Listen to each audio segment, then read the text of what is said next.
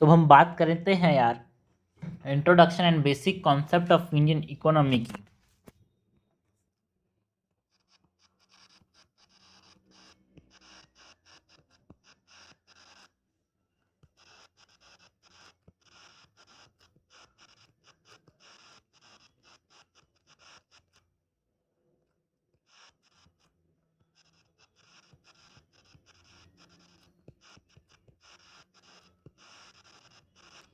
So introduction and basic concept of Indian economy की बात करेंगे। सबसे पहले तो इकोनॉमी एंड इकोनॉमिक्स में क्या डिफरेंस होता है उसको समझना जरूरी है भाई। Economics and economy. So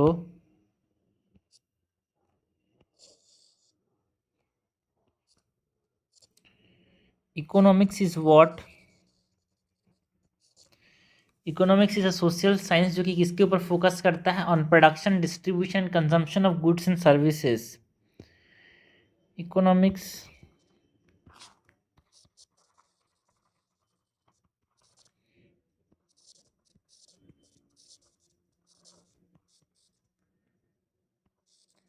is a social science which focused on the production, distribution and consumption of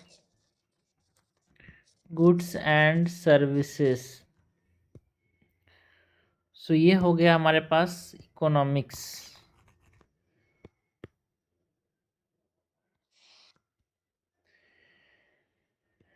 economy क्या है? Economy refers to the application of economics. यार एक स्पेसिफिक रीजन में इकोनॉमिक्स के अप्लाई करना, इसको अप्लाई करना इज कॉल्ड एज इकोनॉमी। जैसे कि एक कंटेम्प्रेरी टर्म है ये किसी भी कंट्री के अंदर, है ना।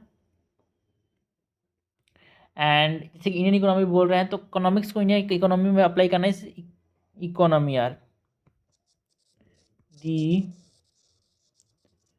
Economy refers to the application of economics within a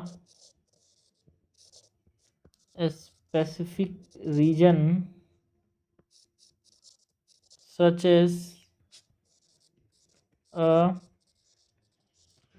country in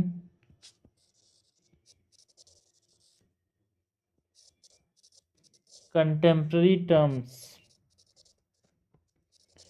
as seen in the case of the Indian economy।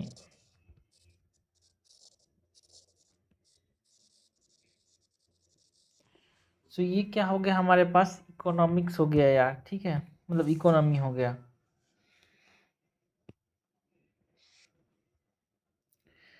Now economics and economy की बात कर ली। नेक्स्ट हम बात करते हैं टाइप्स ऑफ इकोनॉमी की।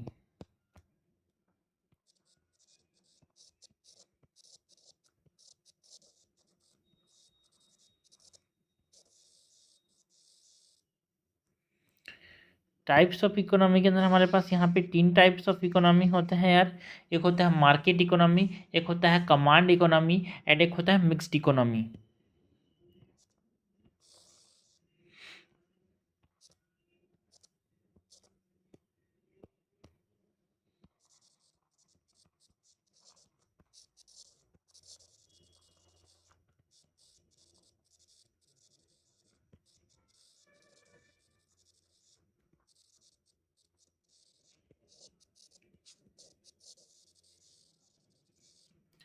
सो जो मार्केट इकोनॉमी है ये क्या होता है भाई? Market economy it is characterized by एक अनरिस्ट्रिक्टेड कंपटीशन होता है अमॉन्ग प्राइवेटली ओन्ड एंटरप्राइजेस जो कि डिटरमाइन करता है प्रोडक्शन एंड प्राइजेस को।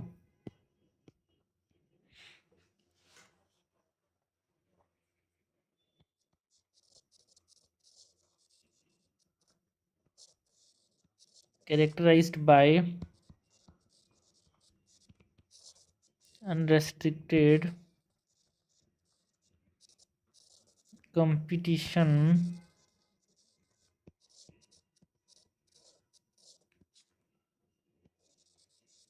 privately owned enterprises determining production and prices।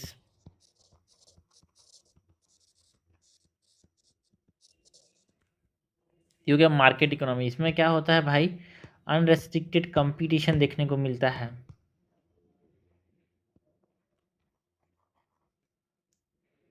Among privately owned enterprises, जिसको तरह से कैपिटलिस्ट इकोनॉमी भी बोलते हैं।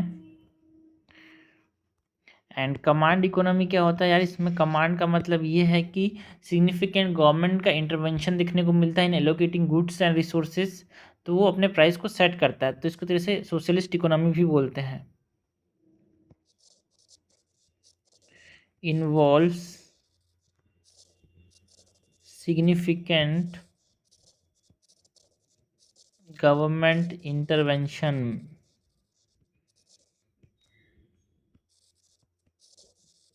in allocating goods and resources as well as setting prices। Government का इंटरवेंशन देखने को मिलता है, तो ये कमांड इकोनॉमी या फिर सोशलिस्ट भी बोलते हैं इसको। नाउ मिक्स्ड इकोनॉमी में समझ आ रहा है, एक तरह से बैलेंस देखने को मिलता है यार between the private property protection and economic freedom है इन कैपिटल एलोकेशन, जिसमें गवर्नमेंट इंटरवेंशन भी देखने को मिलता है जो कि सोशल गोल्स को अचीव करने की कोशिश करता है। तो India is a mixed economy यार यहाँ पे। सो मिक्स्ड इकोनॉमी के अंदर एक बैलेंस देखने को मिलता है private property protection and economic freedom in capital allocation with government intervention aimed at achieving social goals। Balance private protection with government intervention। ठीक है, इसको बोला मिक्स्ड इकोनॉमी यार। नाउ अगर हम बात करें टाइप्स ऑफ इकोनॉमी के बाद इकोनॉमिक गुड्स की,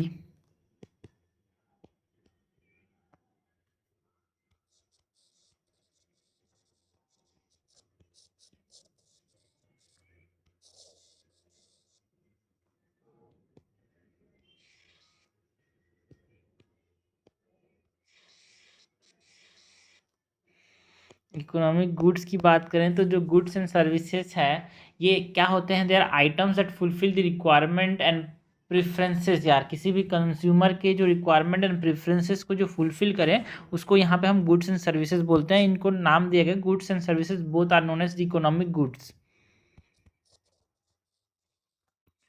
goods and services are items that fulfills the requirement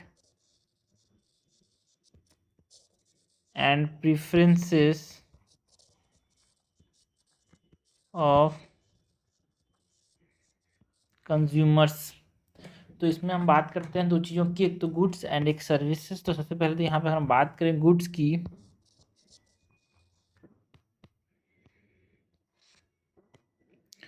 so goods can be seen and they are touched. Goods को छू सकते हैं, देख सकते हैं, गुड्स को स्टोर भी कर सकते हैं। And there is a time gap between production and consumption of good यार। एन एग्जाम्पल के तौर पे हम बात करते हैं पेन पेपर की। So goods they can be seen and touch, एकदम बेसिक हमारे पास ये टॉपिक होने वाला है, बट हाँ चीज़ें जो होती हैं वो हमको बेसिक से ही स्टार्ट करनी चाहिए। So they can be stored and goods there is a time between, ठीक है, टाइम गैप होता है between production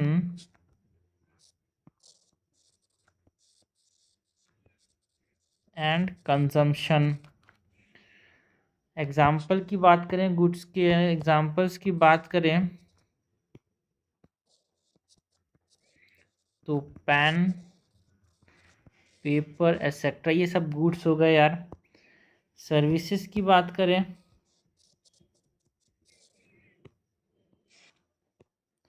so services they can not be seen और टच, यार छू या फिर देख नहीं सकते उनको, स्टोर भी नहीं कर सकते, they can not be store and there is no time gap between production and consumption यार। जैसे कि टीचिंग या फिर मेडिकल केयर जो है वो सब सर्विसेज हैं। दे can not be seen and touched, can not B stored, there is no time gap between production and consumption।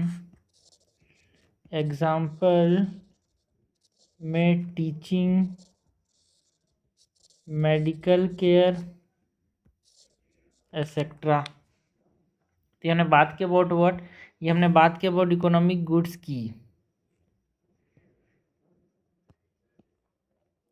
जैसे हमने बात की अबाउट गुड्स एंड सर्विसेज की। नेक्स्ट हम बात करते हैं about types of goods and services की।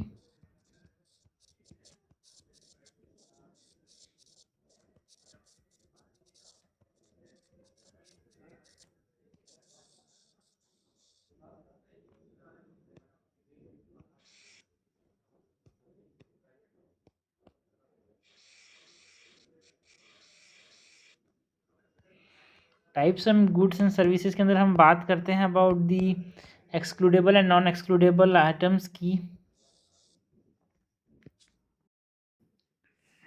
सो इसमें हम बात करते हैं types of goods and services में excludable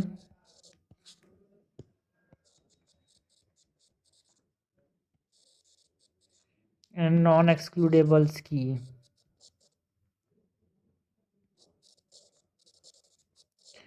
and rivalrous and non rivalrous goods and services.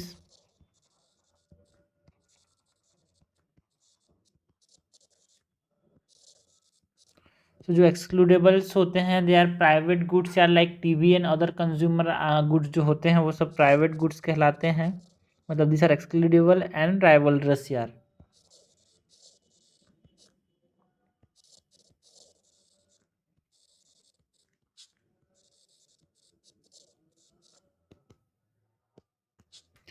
TV and और other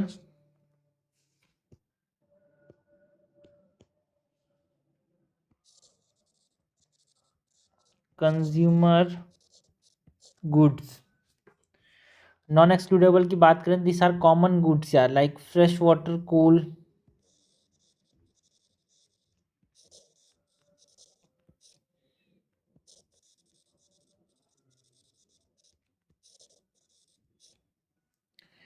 excludable and non rivalrous की बात करें तो this like club goods like WiFi, tool roads जो बोलते हैं, toll roads, they are excludable and किसी का राइवलरी नहीं है यहाँ पे।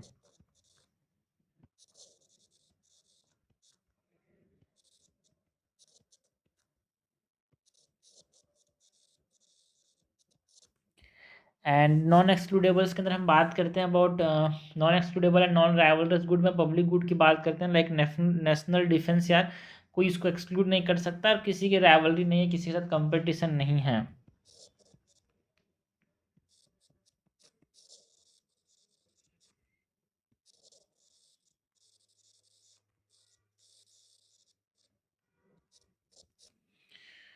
तो ये हमने बात की about types of goods and services की। नेक्स्ट हम बात करते हैं अबाउट इकोनॉमिक्स यार, जो इकोनॉमिक्स है जिसमें हम बात करते हैं micro economics and macro economics की।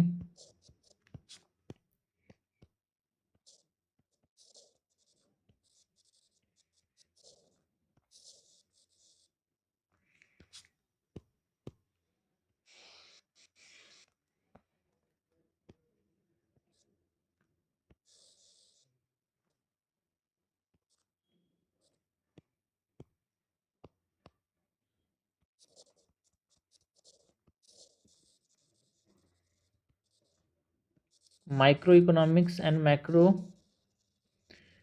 इकोनॉमिक्स। सो जो माइक्रो इकोनॉमिक्स है,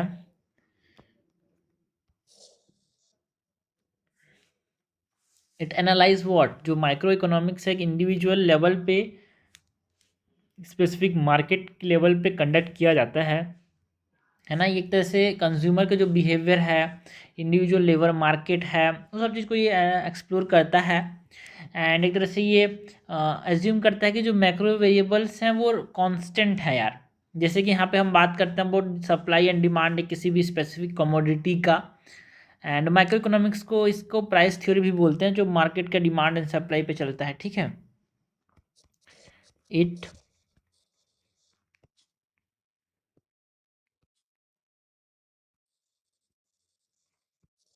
analyses the conduct of individual economic entities or specific markets, and it explores topics such as consumer behavior, individual labor market, and firm theory। ये क्या मानता है भाई, ये जो माइक्रो इकोनॉमिक्स है ये क्या लेके चलता है कि जो मैक्रो वेरिएबल्स हैं वो कांस्टेंट रहेंगे। It assumes that macroeconomic or macro variables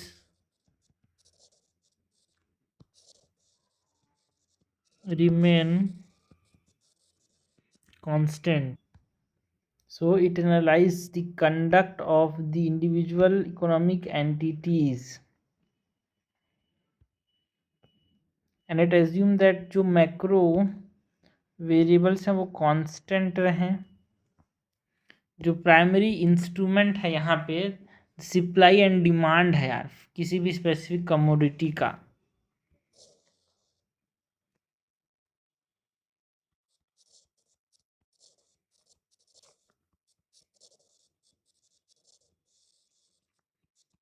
primary instrument is the supply and demand for a specific commodity, and it is known as price theory। जो माइक्रो इकोनॉमिक्स है उसको प्राइस थ्योरी के नाम से भी जाना जाता है।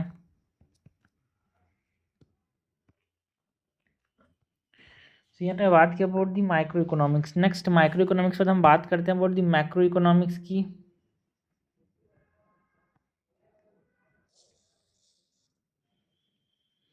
सो मैक्रो इकोनॉमिक्स की बात करें, एक तरह से ये एनालाइज करता है economy as a whole. It analyse the economy as a whole, and एक तरह से it is the study of the aggregate variables यार। लाइक यहाँ पे एग्रीगेट डिमांड को पूरे के पूरे एक तरह से डिमांड को, नेशनल आउटपुट को, इन्फ्लेशन को, एग्रीगेट है ना, एग्रीगेट वेरिएबल्स को यहाँ पे ये स्टडी करता है जो मैक्रो इकोनॉमिक्स है। So it is the study of the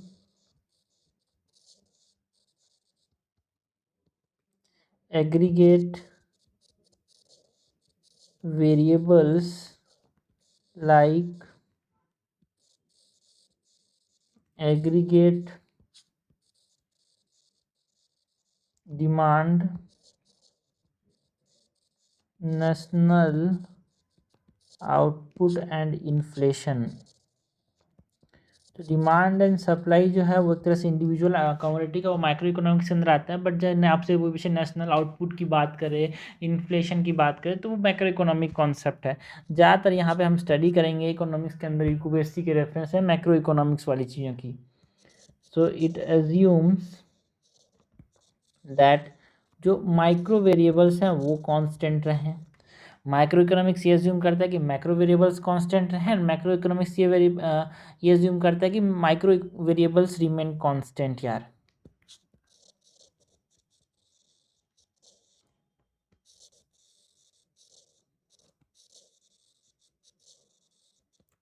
end जो प्राइमरी इंस्ट्रूमेंट है यहाँ पे वो क्या है, aggregate, aggregate demand and supply. वहाँ पे जो था वो प्राइमरी इंस्ट्रूमेंट क्या था माइक्रो इकोनॉमिक में, supply and demand for specific commodity, but यहाँ पे क्या है, primary instrument is the aggregate demand and supply.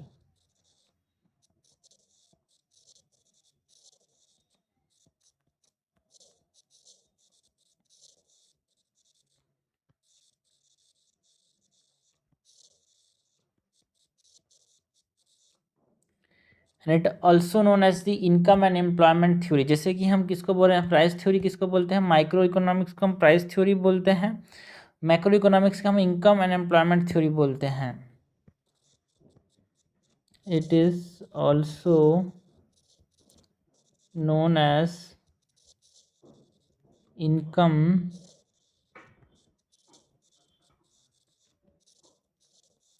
and employment theory।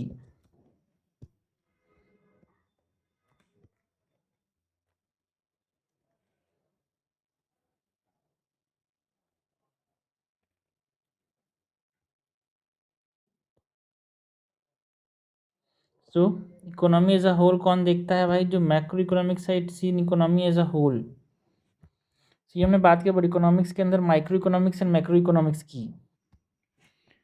Next हम बात करते हैं about the sectors of the economy की।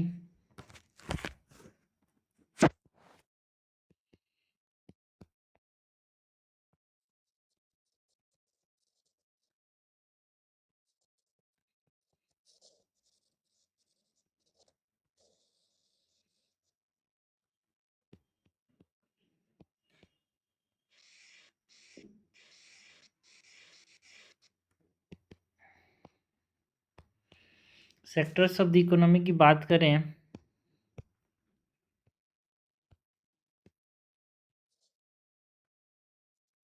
तो इसमें हम बात करते हैं about the primary sector, secondary sector,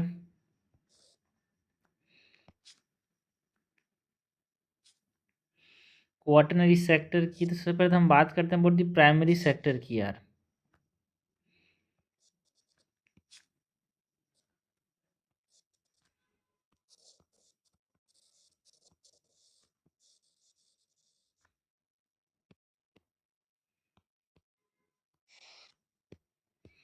primary sector की बात करें तो इट इन्वॉल्व है ना in extraction of raw material and natural resources में इन्वॉल्व होता है primary sector.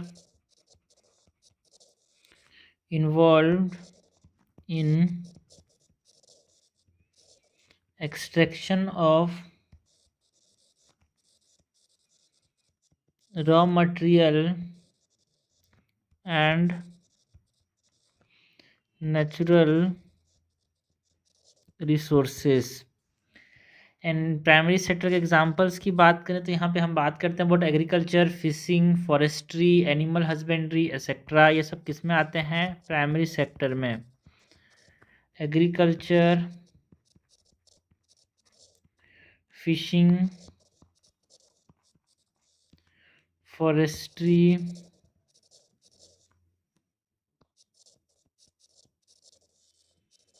Animal husbandry etcetera. So ये हमने बात की अबाउट व्हाट, ये हमने बात की about the sectors of economy की। ना प्राइमरी सेक्टर के बाद हम बात करते हैं बट सेकेंडरी सेक्टर की यार।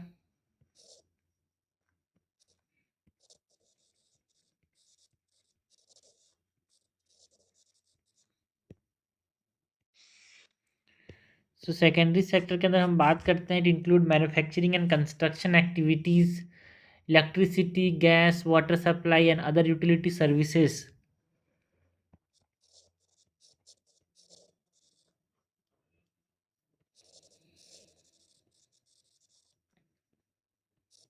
include manufacturing and construction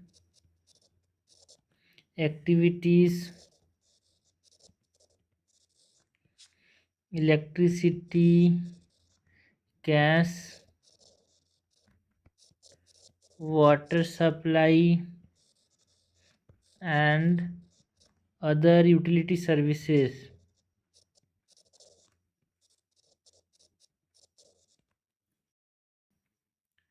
so secondary sector के बाद हमने बात की वो tertiary sector is also known as service sector यार।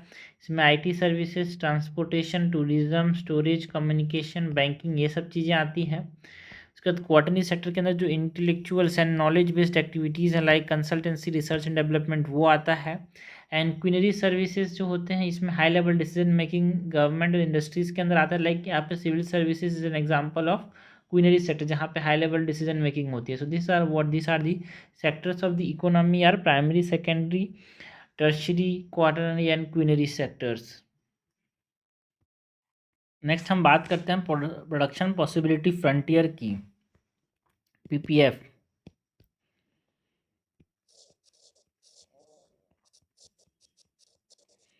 प्रोडक्शन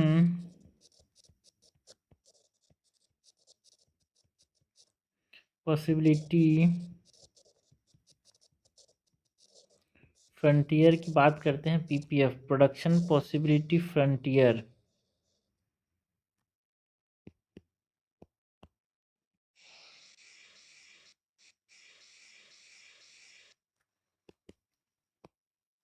इसके अंदर ये जो प्रोडक्शन पॉसिबिलिटी फ्रंटियर है, एक कर्व है जो कि डिपिक्ट करता है maximum combination of two goods या फिर सर्विसेज एक इकोनॉमी के अंदर, है ना, एक अवेलेबल रिसोर्स एंड टेक्नोलॉजी के साथ क्या प्रोड्यूस कर सकते हैं। तो यहाँ पे अगर ये प्रोडक्ट ए हो गया इस साइड, अगर प्रोडक्ट बी हो गया,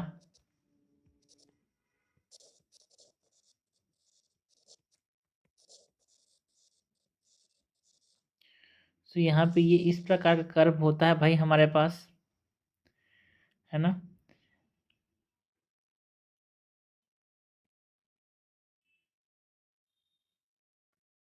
सो what is production possibility frontier? A curve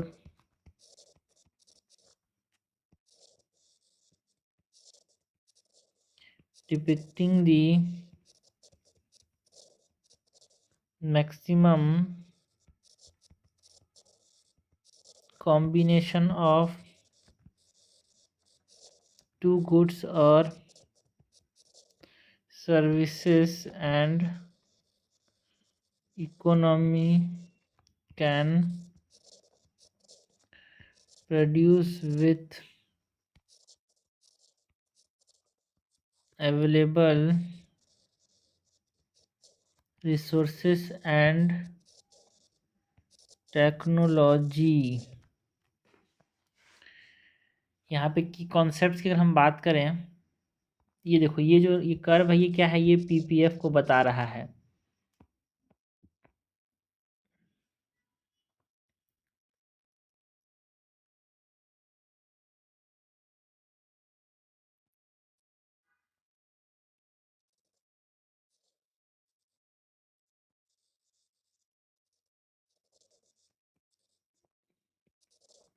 यहाँ पे एफिशिएंट प्रोडक्शन देखने को मिलता है यार, यहाँ पे कहीं है तो ये इनएफिशिएंट प्रोडक्शन देखने को मिलेगा।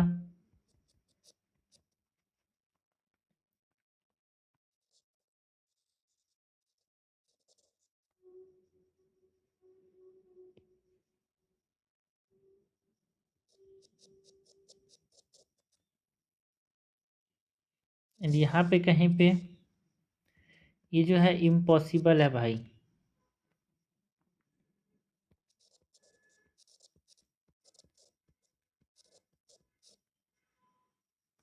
ओके, सो की कॉन्सेप्ट की यहाँ पे अगर हम बात करें,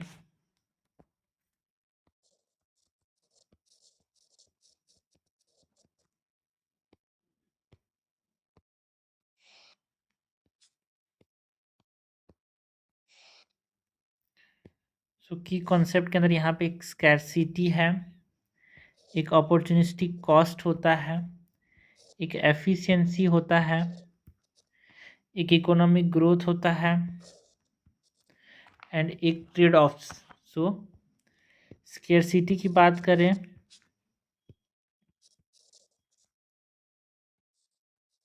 तो जो ये स्केर्सिटी है, it is the limited resources constraint, या फिर जो स्केर्सिटी मतलब ऐसा लिमिटेड रिसोर्स है जिससे प्रोडक्शन कंस्टेंट्स हो जाता है, उसको हम स्केर्सिटी बोलते हैं। इससे प्रोडक्शन कम हो जाता है। अपॉर्चुनिस्टिक कॉस्ट की बात करें और opportunity cost,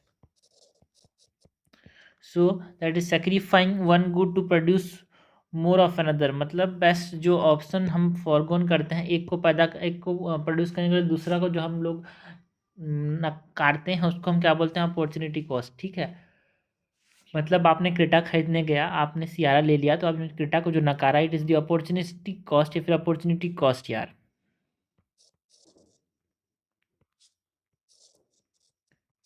sacrifice sacrificing one good to produce more of another। Opportunity cost के बाद हम बात करते हैं अबाउट दी एफिशिएंसी की। सो एफिशिएंसी के अंदर जो it is the point on the curve जहाँ पे एफिशिएंट यूज ऑफ रिसोर्सेज की बात करते हैं एंड इनसाइड दी कर्व जो है यहाँ पे efficiency is the point on the curve जहाँ पे एफिशिएंसी यूज हमने जो बताया है, ये inside the curve is under utilised. अगर आपने यहाँ पे कोई भी डाटा है प्रोडक्ट या प्रोडक्ट भी, तो आप तो इसे इनएफिशिएंटली यूटिलाइज करो, ठीक से यूटिलाइज नहीं कर रहे हो। प्रोडक्ट बी को कभी इतना बना रहा है, प्रोडक्ट बी सी को इतना बना रहे हो, तो आप एक तरह से इनएफिशिएंटली यूटिलाइज कर रहे हो।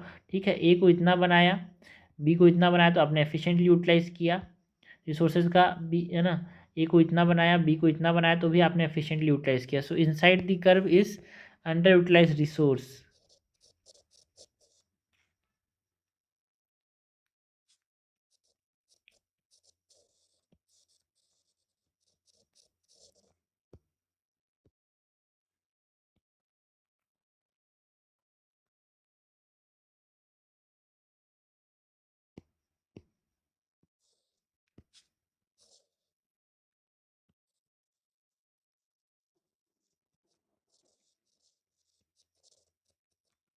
इकोनॉमिक ग्रोथ की बात करें तो जो शिफ्ट्स जो है, जो पॉसिबिलिटी प्रोडक्शन पॉसिबिलिटी फ्रंटियर में जो शिफ्ट देखने को मिलता है outward due to improve resources और टेक्नोलॉजी, उसको हम क्या बोल रहे हैं? Economic growth.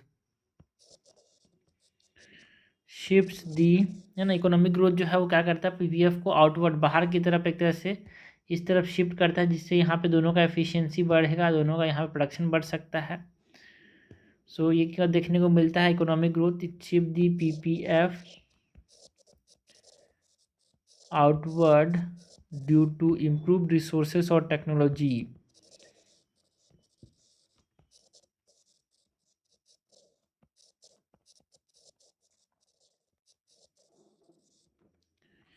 इकोनॉमिक ग्रोथ के बाद हम ट्रेड ऑफ की बात करें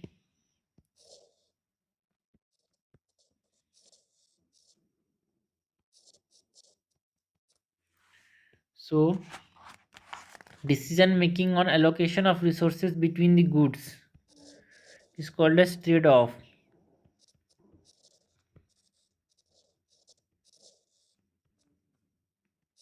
decision making on allocation of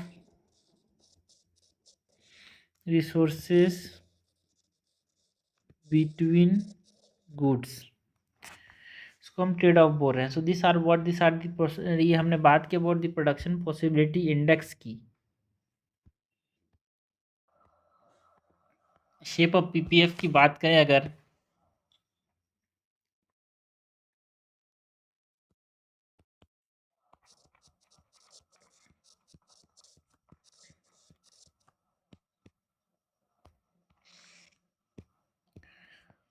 सो ये कॉनकेव हो सकता है, फिर कॉन्वेक्स हो सकता है यार, सॉरी कॉनकेव हो सकता है, फिर स्ट्रेट लाइन हो सकता है,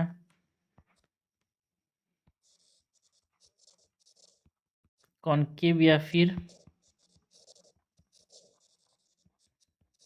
स्ट्रेट लाइन। कॉनकेव है अगर तो यहाँ पे इंक्रीजिंग अपॉर्चुनिटी कॉस्ट है क्योंकि स्पेशलाइज्ड रिसोर्स की वजह से। तो अगर इस तरह से हो तो यहाँ पे अपॉर्चुनिटी कॉस्ट बढ़ जा रहा है। स्ट्रेट है मतलब कांस्टेंट अपॉर्चुनिटी कॉस्ट है।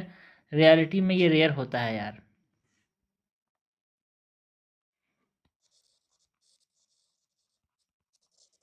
Increasing opportunity cost due to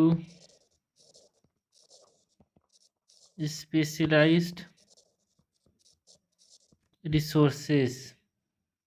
straight line की बात करें तो कांस्टेंट अपॉर्चुनिटी कॉस्ट होता है but it is rare in reality.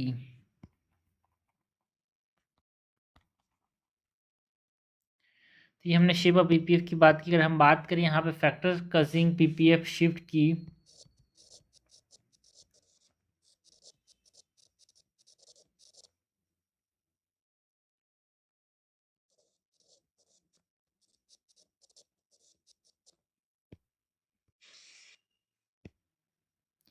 सो एक आउटवर्ड शिफ्ट होता है, एक हमारे पास इनवर्ड शिफ्ट होता है।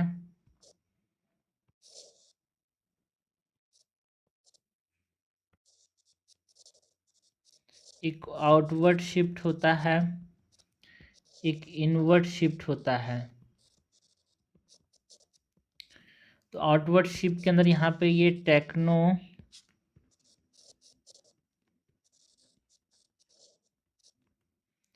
Technological advancement and resource discovery की वजह से यहाँ पे देखने को मिलता है।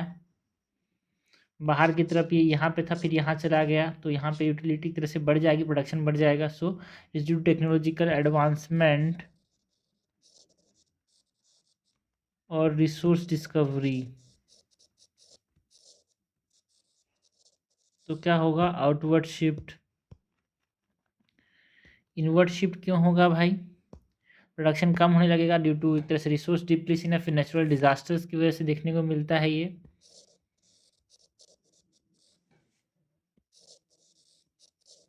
रिसोर्स डिप्लीशन और नेचुरल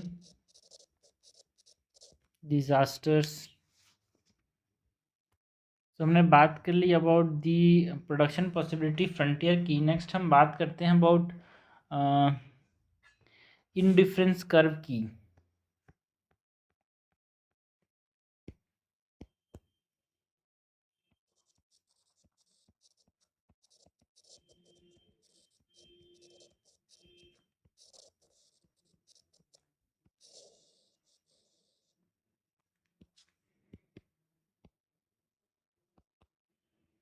तो अगर हम बात करें इंडिफरेंस कर्व की, तो जो इंडिफरेंस कर्व है एक जियोग्राफिकल रिप्रेजेंटेशन है यार of different combination of goods that provide एक तरह से same level of satisfaction consumer को जो प्रोवाइड करते हैं उसको हम यहाँ पे क्या बोलते हैं, indifference.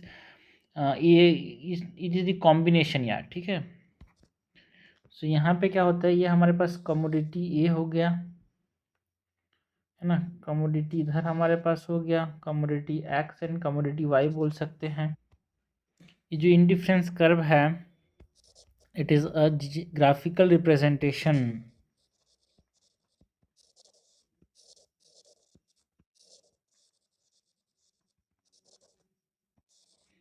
graphical representation of different combinations of two goods that provides the same level of satisfaction to the consumer।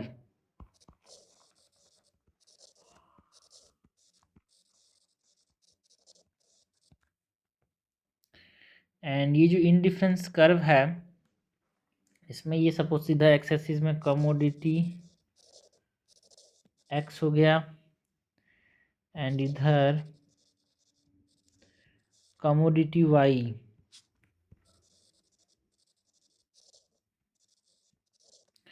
सो ये जो है ये कर्व है हमारे पास, ठीक है। This is the indifference curve, मतलब ये अगर यहाँ पे इतना बन रहा है एक्स कमोडिटी तो वाई इतना बन सकता है।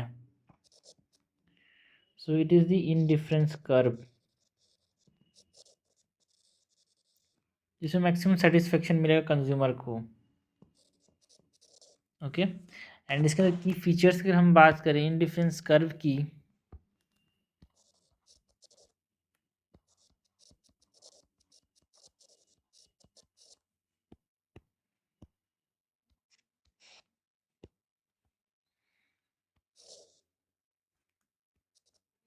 जिसे हम बात करते हैं about downward sloping.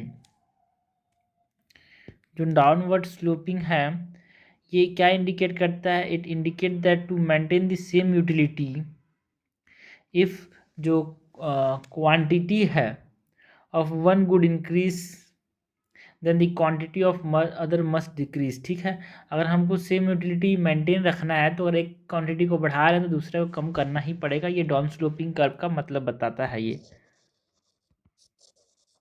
So indicates that to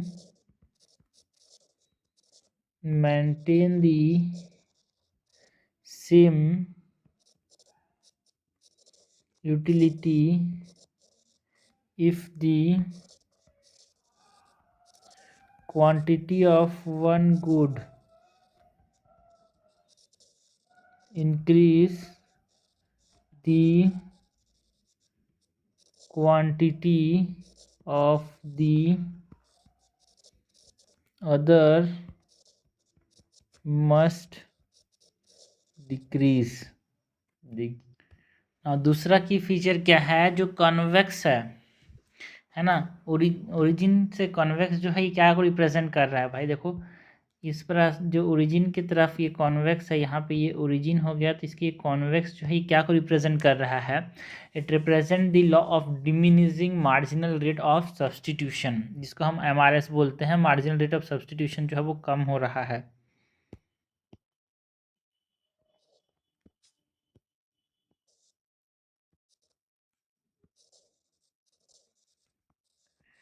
convex to the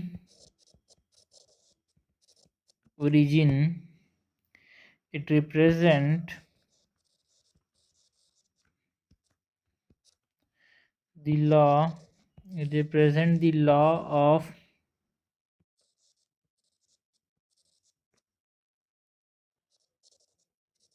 diminishing marginal rate of substitution, जिसको हम MRS बोल रहे हैं। कॉन्वेक्स टू दी ओरिजिन है ये। इसके बाद जो नॉन इंटरसेक्टिंग है ये,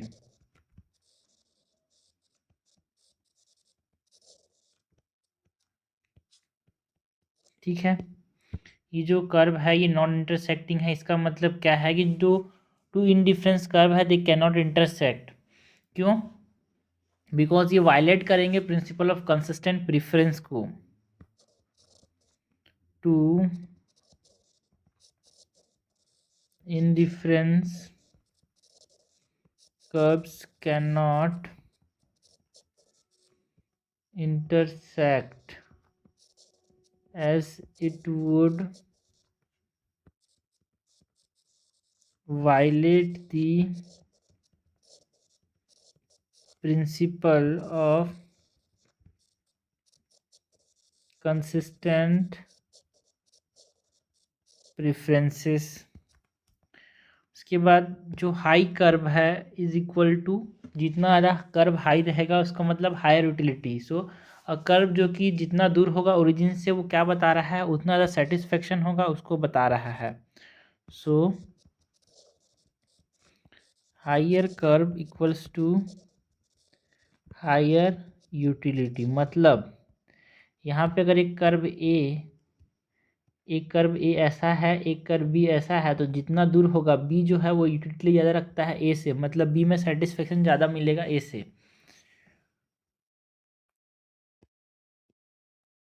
सो a curve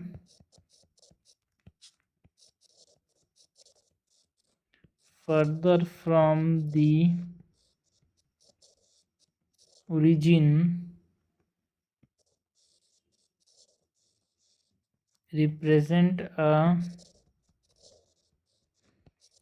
higher level of satisfaction। एक चीज़ को रखना, कॉन्वेक्स है, ये जो कॉन्वेक्स बोल रहे हैं ना, ये क्या बता रहा है, law of diminishing marginal rate of satisfaction MRS को बता रहा है कॉन्वेक्स जो है ये जो कर्व। ठीक है, एप्लीकेशन की बात करें की फीचर्स के बाद, जो एप्लीकेशन है ये इनडिफरेंस कर्व का वो क्या है भाई।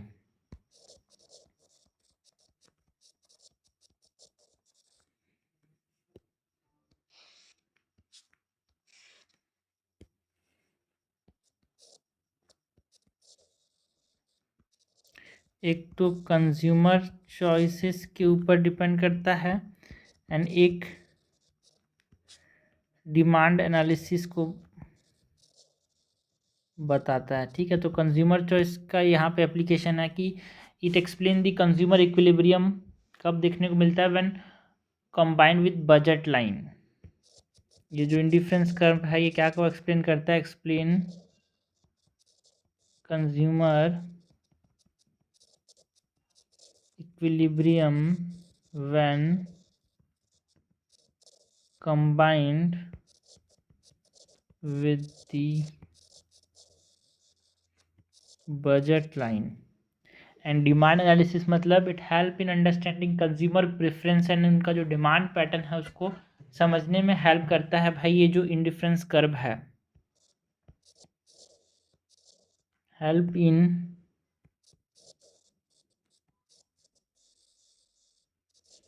अंडरस्टैंडिंग कंज्यूमर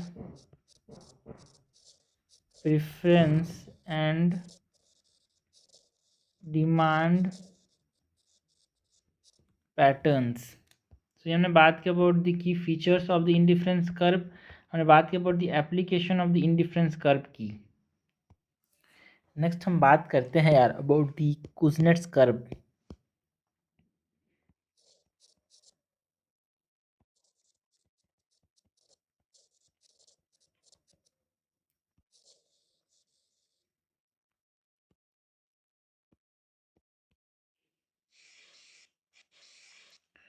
सो कुजनेट्स कर्व जो होता है ये income inequality and economic growth को बताता है भाई। ठीक है, तो कुजनेट्स कर्व के अंदर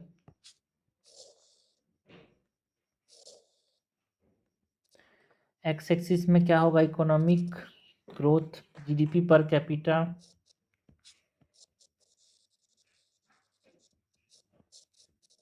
economic growth, GDP per capita and Y का अंदर income inequality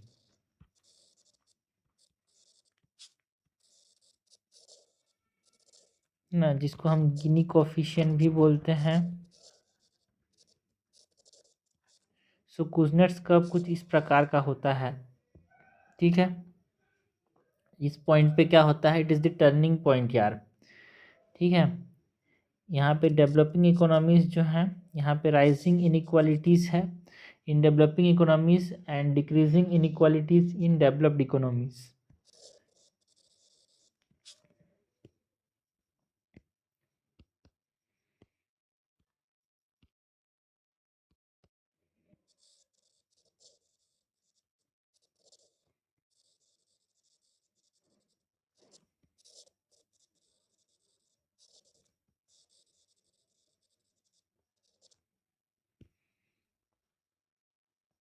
Is increasing inequality and this is decreasing inequality।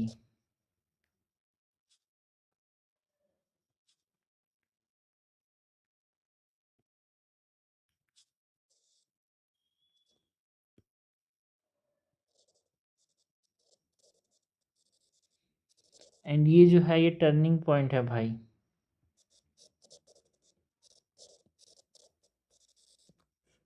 Okay, so what is Kuznets curve यार? It is a graphical representation of the relationship between economic development and income inequality यार।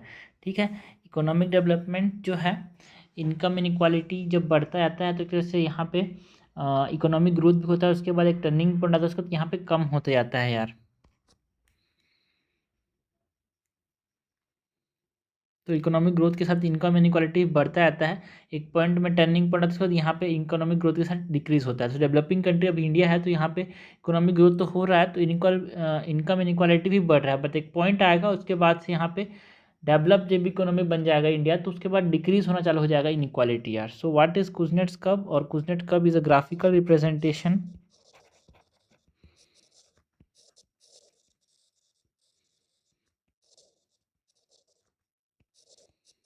Of the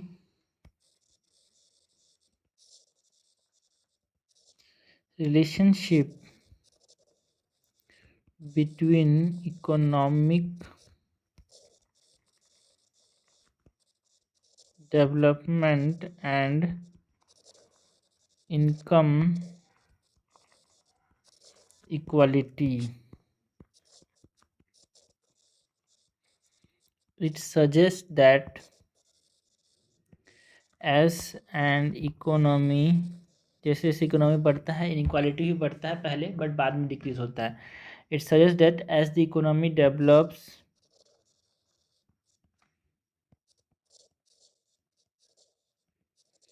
inequality first increase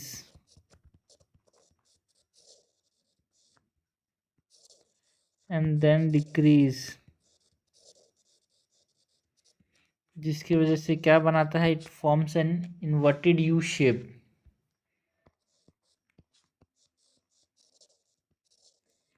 forming an inverted U shape. So Kuznets curve ये है economic development and income inequality के बीच में relation बताता है। ये question आता है भाई, ठीक है। एंड इसके 3 फेजेस होते हैं, जो 3 फेजेस यहाँ पे हम बात करते हैं यार।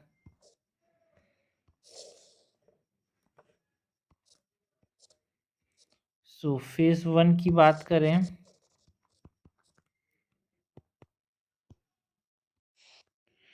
सो फेज 1 में economic growth leads to rising inequality, जिस क्योंकि इंडस्ट्रियलाइजेशन एंड अर्बनाइजेशन तो उसके से इंडस्ट्रियल मतलब इनक्वालिटी बढ़ता है। So economic growth lead to rising inequality due to industrialisation and urbanisation. ये फेज़ 1 हो गया। इसके बाद फेज़ 2 की बात करें, सो फेज़ 2 में क्या होता है? फेज़ 2 में इनइक्वालिटी अपने पीक पे पहुंच जाता है, क्योंकि स्ट्रक्चरल चेंजेस अभी भी हो रहे हैं।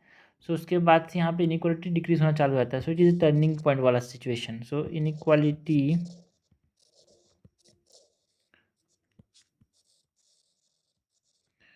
peaks as structural changes continues। Phase 2 के बाद यहाँ पे हम बात करते हैं अबाउट फेज़ 3 की।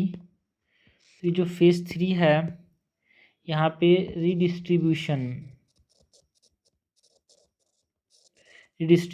मैकेनिज्म जो होता है एंड सोशल पॉलिसीज़ जो होते हैं वो रिड्यूस कर देते हैं इनइक्वालिटी को, and social policies reduce inequality. ये first phase, second phase and third phase की बात की हमने। So this is about Kuznets curve. Important है भाई, छोटा सा टॉपिक, बट कुजनेट्स कब से क्वेश्चन आते हैं, बार बार कंफ्यूज होते हैं लोग जो है कुजनेट्स कब, लॉरेंस कब, है ना। तो ये सब चीज़ें कंफ्यूज नहीं होना होता यार। तो हमने बात की अबाउट द कुजनेट्स कब। नेक्स्ट हम बात करते हैं वो मार्केट स्ट्रक्चर की।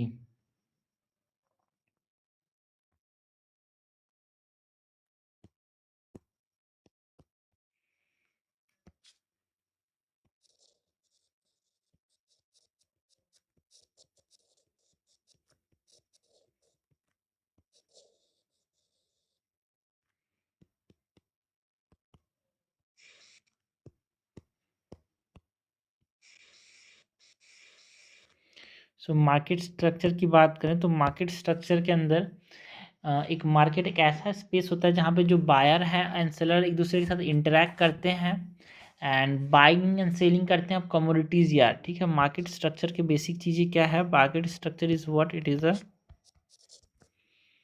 मार्केट। मार्केट क्या है भाई? सबको पता है यार, बाजार है जहाँ पे लोग खरीदारी और बेचने का काम करते हैं। सो वेयर थोड़ा बेसिक है ये वाला पार्ट, बट हाँ बेसिक चीज़ें से ही एडवांस की तरफ जाया था, वरना इकोनॉमिक्स लोगों को समझ क्यों नहीं आता? बिकॉज वो बेसिक की तरफ ध्यान नहीं देते, एडवांस करने की कोशिश करते हैं। तो बेसिक कॉन्सेप्ट से आप समझते जाओगे तो आपको चीज़ें आसान लगने लगेगी, और आप टफ चीज़ें से जाओगे तो आपको मुश्किल लगने लगेगा चीज़। So market is a space where buyers and sellers interact closely to engage in the buying and selling of commodities. Now types of market structure की बात करते हैं यार यहाँ पे।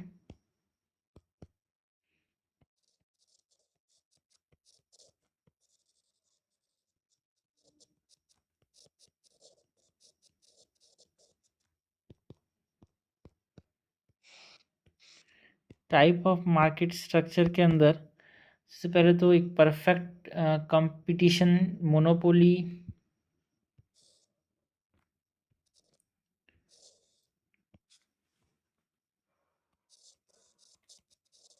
Perfect competition. परफेक्ट कंपटीशन एक हमारे पास ये भी एक मार्केट स्ट्रक्चर है जहाँ पे numerous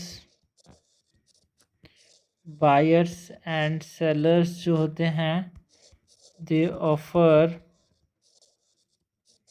identical products at a price, जो कि डिटरमाइन कौन करता है? It is determined by the market and rarely found. एक परफेक्ट कंपटीशन दुनिया में बहुत कम जगह देखने को मिलता है, बट मार्केट ऑफ जो एग्रीकल्चर गुड है वहाँ पे एक तरह से जो टमाटर है एक तरह से आपस में जगह सब जगह ज़्यादातर कॉमन रहता है। सो रेयरली फाउंड होता है बट ज़्यादातर कॉमन होता है। It is in agriculture goods.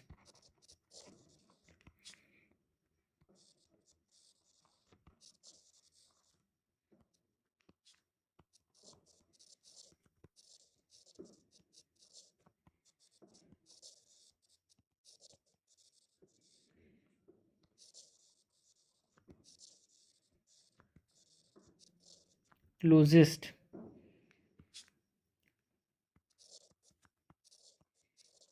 To this ideals, ये परफेक्ट कंपटीशन देखने को मिलता है भाई यहाँ पे।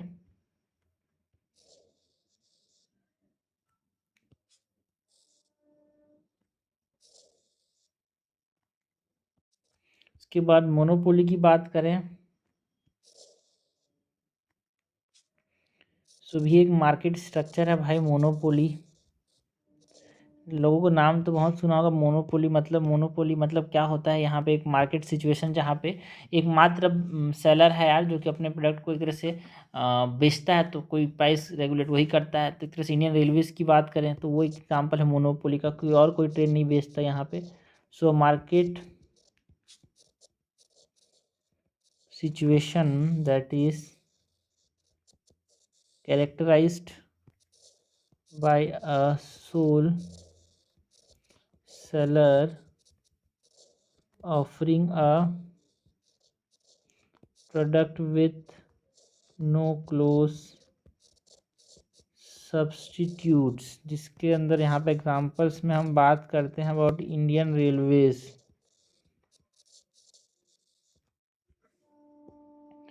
सो परफेक्ट कंपटीशन के अंदर बहुत सारे बायर्स एंड सेलर्स देखने को मिलते हैं। Like for example agriculture goods का जो मार्केट है वो एग्जांपल है परफेक्ट कंपटीशन का। मोनोपोली के बाद यहाँ पे हम बात करेंगे अबाउट व्हाट मोनोपोलिस्टिक कंपटीशन की।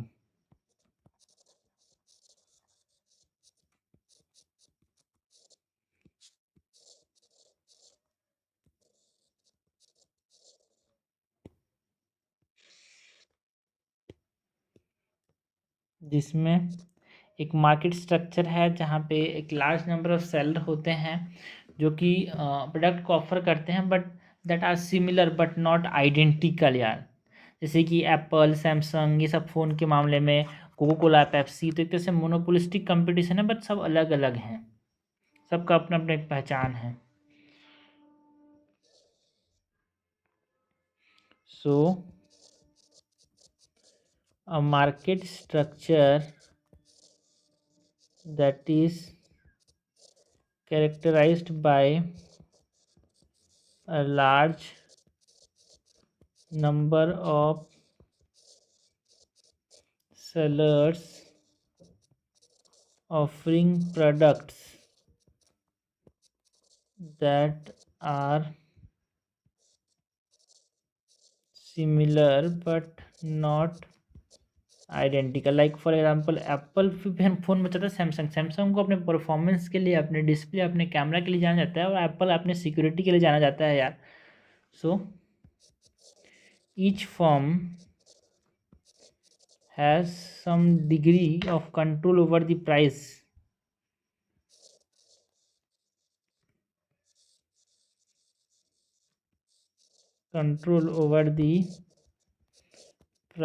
it charges for its product. तो अपना अपना यहाँ पे थोड़ा सा कंट्रोल है बट कंपटीशन है आपस में। ठीक है भाई, तो इसको हम क्या बोलते हैं? Monopolistic competition. फॉर एग्जांपल यहाँ पे हम फ़ोन्स के मामले में एप्पल एंड सैमसंग की बात करते हैं। सॉफ्ट ड्रिंक के मामले में कोला एंड पेप्सी की बात करते हैं। टैक्सी के मामले में ओला एंड उबर की बात करते हैं। तो अपना थोड़ा सा अलग प्रोवाइड करते हैं सर्विस बट ज़्यादातर सिमिलर हैं। सो मोनोपोलिस्टिक कंपटीशन के अंदर क्या होता है? लार्ज नंबर ऑफ सेलर्स होते हैं, प्रोडक्ट्स जो होते हैं वो थोड़े से सिमिलर होते हैं बट नॉट आइडेंटिकल यार। ठीक है, लाइक फ़ोन में एप्पल, सैमसंग अपने खराबी, अपने खूबियाँ हैं। सॉफ्ट ड्रिंक में दोनों अपने आइडेंटिकल कुछ चीज़ें रहती हैं, इसलिए दोनों अपना प्राइस को यहाँ पे रेगुलेट कर सकते हैं, अफेक्ट कर सकते हैं। मोनोपोली के अंदर एक मात्र सेलर है, लाइक यहाँ पे एग्जांपल इन रेलवेज़ की बात करते हैं। मोनोपोलिस्टिक कंपटीशन के बाद नेक्स्ट है, यहाँ पे हम बात करेंगे अबाउट जो market structure. Next type is oligopoly.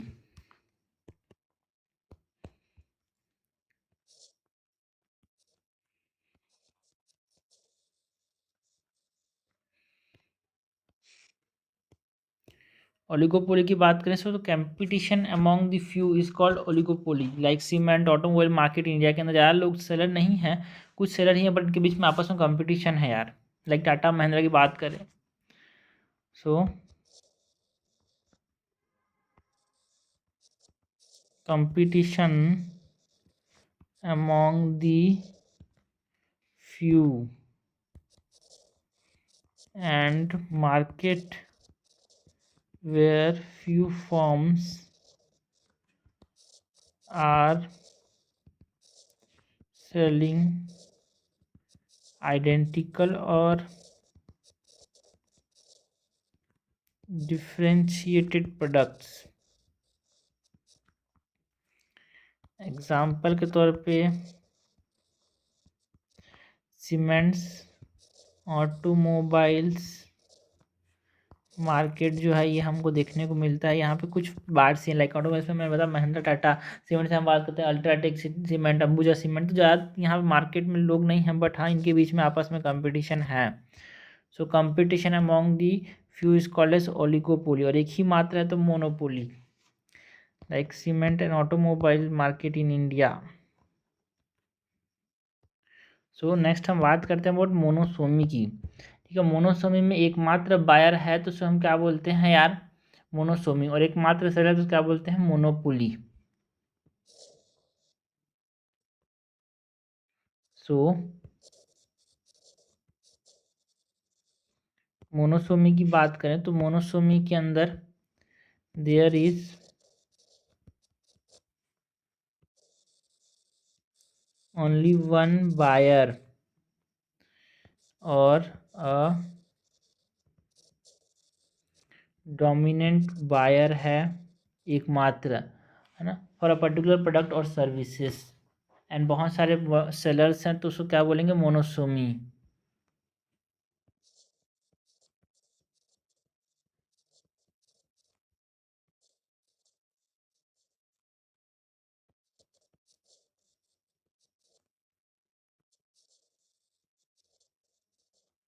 And there are multiple sellers. Examples की बात करें तो गवर्नमेंट ऑफ इंडिया इज एकमात्र बायर है अपनी डोमेस्टिक डिफेंस मैन्युफैक्चरिंग सेक्टर, तो उसको हम क्या बोलते हैं, monopsony. Only buyer in the domestic defence manufacturing sector की। ठीक है, तो हमने मोनोपोली और मोनोसोमी में डिफरेंस देखा, तो अगर यहाँ पे एकमात्र one seller and multiple buyer,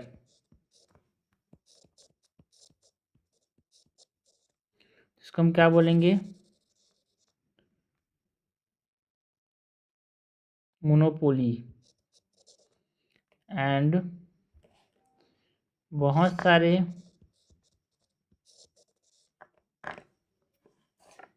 seller हैं बट एकमात्र बायर है, सो इसे हम क्या बोलेंगे, monosomy.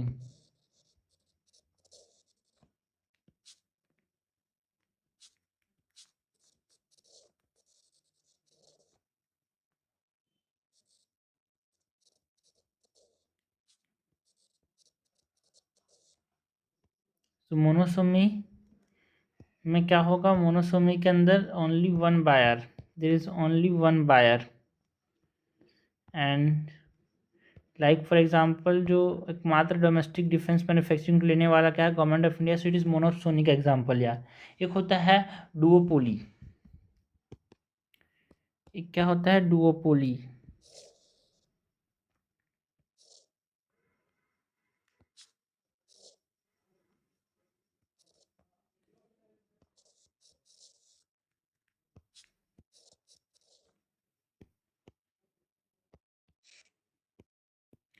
Duopoly, there is only two significant competitors, so duo means दो significant competitors जहाँ पे होते हैं ना, so वो हम यहाँ पे डुओपोली बोलते हैं। फॉर एग्जांपल एयरक्राफ्ट मैन्युफैक्चरिंग के अंदर बोइंग और एयरबस, ये दो यहाँ पे सिग्निफिकेंट कंपटीटर्स हैं, तो एक तरह से एंटायर मार्केट को यहाँ पे डोमिनेट करते हैं, इसको हम क्या बोल रहे हैं भाई, डुओपोली। There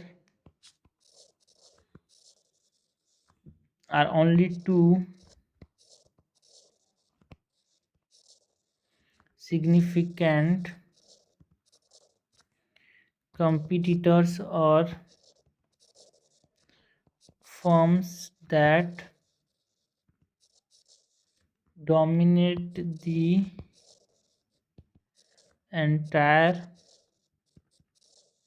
industry। एग्जाम्पल के तौर पे एयरक्राफ्ट मैन्युफैक्चरिंग के अंदर Airbus and Boeing,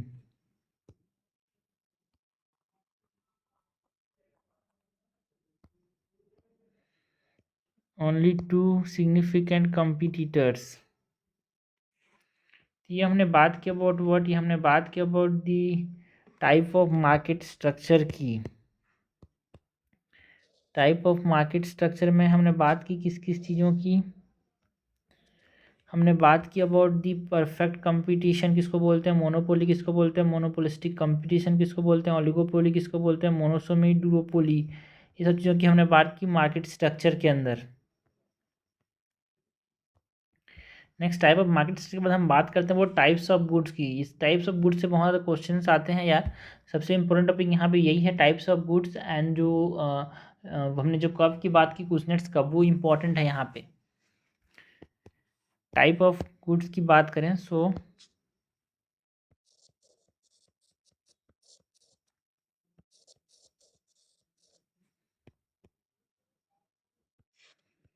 type of goods के अंदर सबसे पहला जो गुड है जिसकी हम बात करेंगे it is about the substitute good.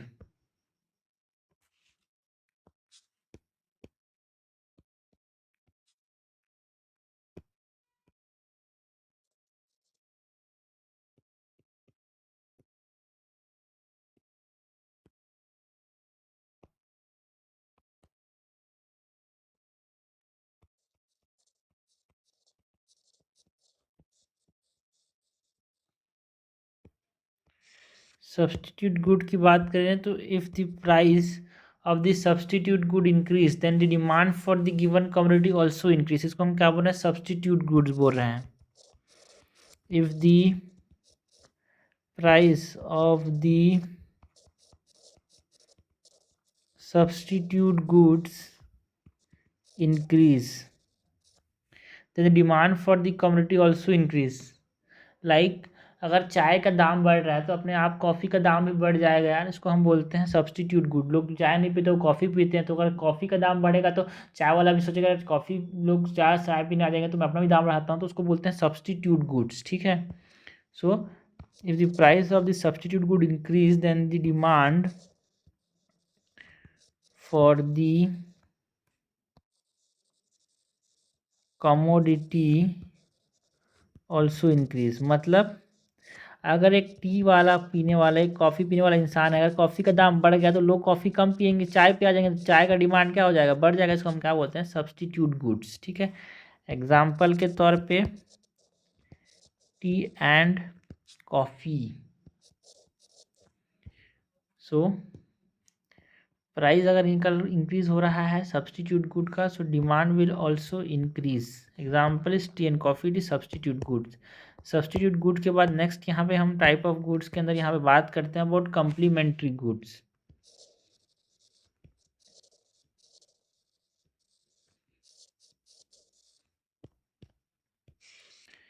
Complementary goods की बात करें तो if the price of a complementary good increase the demand for the given commodity decrease. मतलब कम्प्लीमेंट्री मतलब साथ में इस्तेमाल करने वाले, तो चाय और कॉफ़ी, चाय और शक्कर जो है, टी और शक्कर, अगर शक्कर का प्राइस बढ़ जाएगा तो चाय महंगा हो जाएगा, तो उसका डिमांड कम हो जाएगा, तो इसको बोलते हैं कम्प्लीमेंट्री गुड्स, जो साथ में इस्तेमाल किए जा रहे हैं। अथवा वाले जो चीज़ है उसको हम बोल रहे हैं सब्स्टिट्यूट गुड्स। सब्स्टिट्यूट गुड्स के इंक्रीज होने के साथ डिमांड बढ़ता है, बट कम्प्लीमेंट्री गुड्स के प्राइस के इंक्रीज होने के साथ डिमांड कम होता है। So if the price of the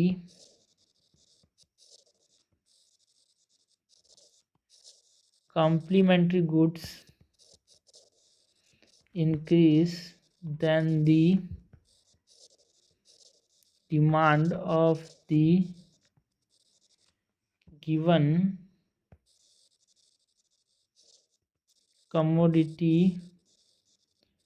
decrease। Example के तौर पे टी एंड शुगर। ठीक है। प्राइस बढ़ेगा, सो यहाँ पे डिमांड क्या होगा, डिक्रीज होगा। टी एंड शुगर की बात करते हैं। कम्प्लीमेंट्री गुड्स के बाद यहाँ पे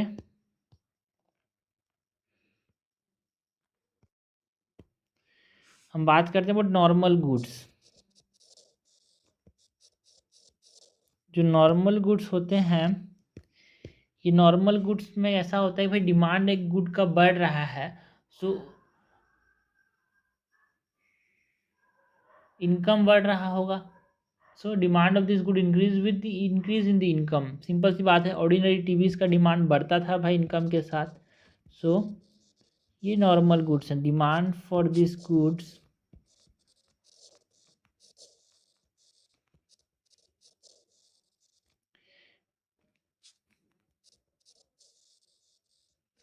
increase with the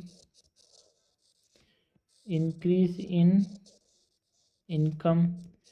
for example ordinary TV, लोगों के पास पैसा आएगा तो ऑर्डिनरी टीवीज का यहाँ पे डिमांड बढ़ जाएगा यार ना।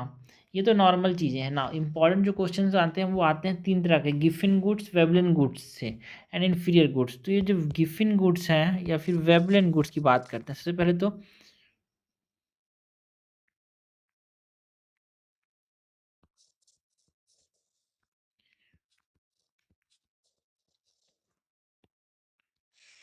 वेवलेंट गुड्स की बात करें तो वेवलेंट गुड्स क्या होते हैं भाई? देखो, द प्राइस इन, यहाँ पे अगर इंक्रीज हो रहा है price, it encourage the buyer to buy more because they think more expensive product are better. Like for example iPhone की बात करें, आईफोन 17 महंगा आ रहा है तो और महंगा, तो और उसको खरीदने की कोशिश करते हैं, लोग सोचते हैं कि और अच्छा है ये।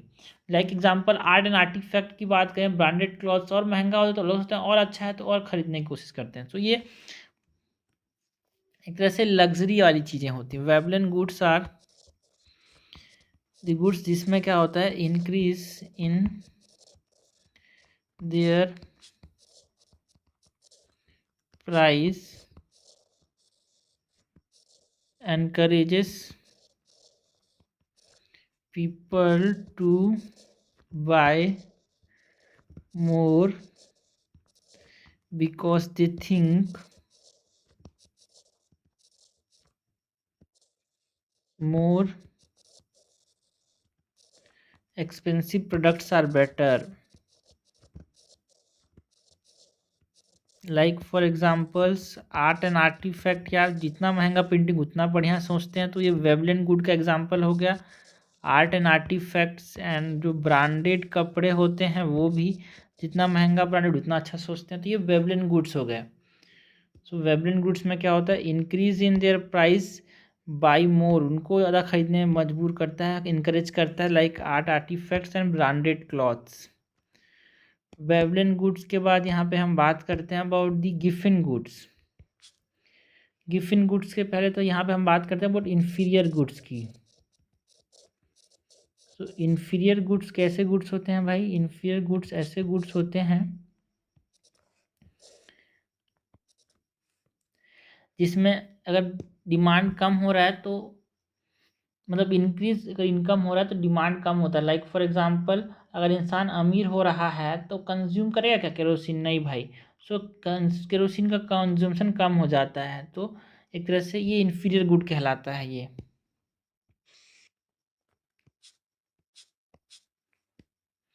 So their demand fall with the increase in income. For example, when household get richer, they consume less kerosene, मतलब negative income elasticity of demand बोलते हैं।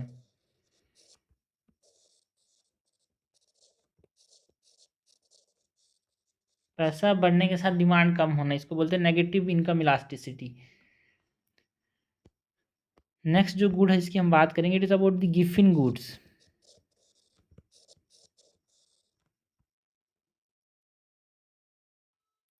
सो गिफिन गुड्स की बात करें, so people consume more when the price rises. तो Giffen and वेवलेंट एक ही जैसा है, प्राइस बढ़ने के साथ साथ लोग ज़्यादा खरीद रहे हैं, ठीक है, बट कारण अलग अलग है ज़्यादा खरीदने का, ठीक है। So people consume more when price rises. Example के तौर पे if the price of potato rises, if the price of potato increases,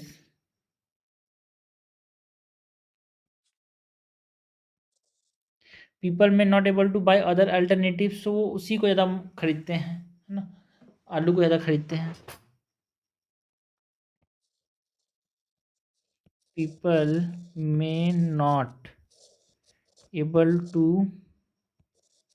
bye other alternatives,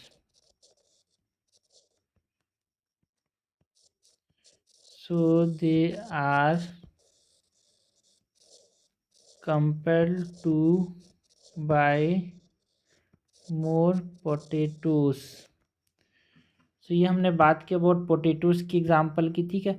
तो और किसी चीज़ का खरीदने के पैसा नहीं है इसीलिए उसी को ज़्यादा खरीदते हैं, तो इसको हम क्या बोलते हैं, गिफिन गुड्स। तो देखो लग्जरी वाली चीज़ें आ जाएगी, महंगी वाली चीज़ों की तो आप बोलना कि वेबलेन गुड्स की बात हो रही है, और थोड़ी सी गरीब वाली चीज़ें सस्ती चीज़ों की बात हो तो आप बोलना गिफिन गुड्स।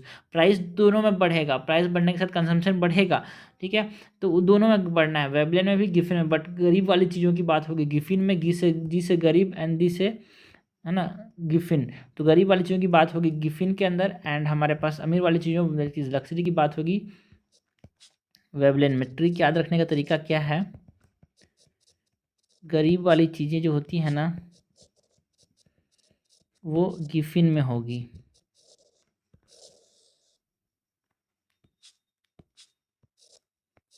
ओके, सो ये हमने बात की अबाउट इन्फीरियर गुड्स की बात की, और इन्फीरियर गुड्स में क्या हो रहा है, डिमांड कम होता है इंक्रीज इनकम के साथ, लाइक फॉर एग्जांपल केरोसिन की। तो यहाँ पे क्या होता है, negative income elasticity of demand देखने को मिलता है।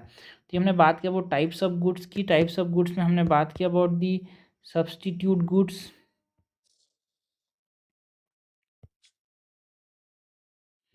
हमने बात की अबाउट वेबलिन गुड्स, हमने बात की about Giffen goods, inferior goods,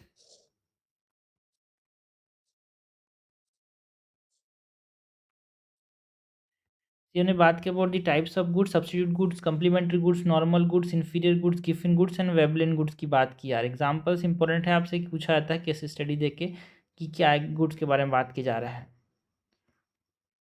सो हमने बात की वो टाइप्स ऑफ गुड्स की, हमने बात की about the types of market structure की, हमने बात की अबाउट कुजनेट्स कर्व की। सबसे इंपॉर्टेंट टॉपिक जहाँ से यहाँ पे क्वेश्चन बनते हैं वो types of goods and Kuznets curve से बनते हैं यार।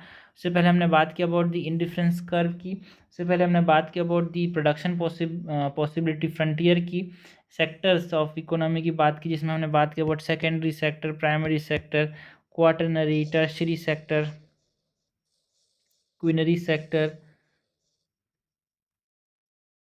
उससे पहले हमने इकोनॉमीज़ में माइक्रो इकोनॉमीज़, मैक्रो इकोनॉमिक्स की बात की, types of goods and services, excludable, rivalries, non excludable की बात की। इकोनॉमिक गोल्स में गुड्स एंड सर्विसेज क्या होता है, मतलब इकोनॉमिक गुड्स के अंदर गुड्स क्या होते हैं, सर्विसेज क्या होते हैं, इसकी बात की। Types of economy, market economy जिसको हम कैपिटलिस्ट इकोनॉमी भी बोलते हैं, कमांड इकोनॉमी, सोशलिस्ट इकोनॉमी भी बोलते हैं, मिक्स्ड इकोनॉमी की बात की यार। इकोनॉमिक्स एंड इकोनॉमी में क्या डिफरेंस होता है, तो ये हमने बात की about the basic concept of economy and introduction की, इंडियन इकोनॉमी का जो इंट्रोडक्शन है वो।